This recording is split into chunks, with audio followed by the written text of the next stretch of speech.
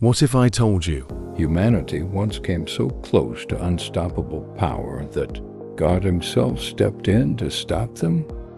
This is the story of the Tower of Babel, but not the version you think you know. After the flood, the world had one language, one voice, one understanding. Imagine that. No confusion, no division, just pure unity. And with that unity, humanity discovered something dangerous. They said, "Let us build a city and a tower that reaches the heavens.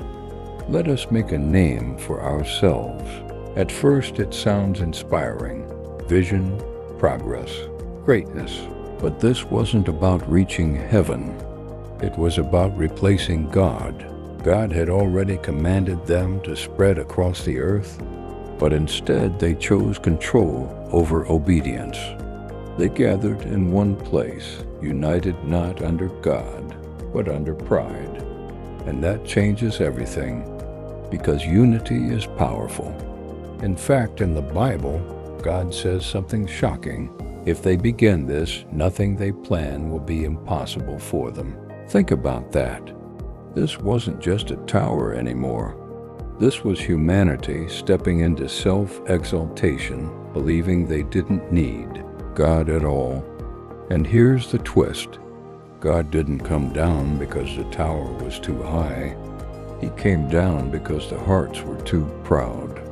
At their highest point of unity, they were at their greatest danger. So God did something unexpected. He didn't destroy the tower. He didn't wipe them out. He simply changed their language. Suddenly, the same people who once understood each other perfectly couldn't even communicate. Chaos replaced clarity. Division replaced unity. And the tower was abandoned. It sounds like judgment. But what if it was actually mercy? Because if humanity had continued united in pride, nothing would have stopped them from drifting further away from God. Sometimes what looks like a setback is actually protection. The scattering of people across the earth wasn't a punishment. It was a reset, a way to redirect humanity before it lost itself completely. And here's why this story still matters today. We are still building towers, not with bricks, but with pride.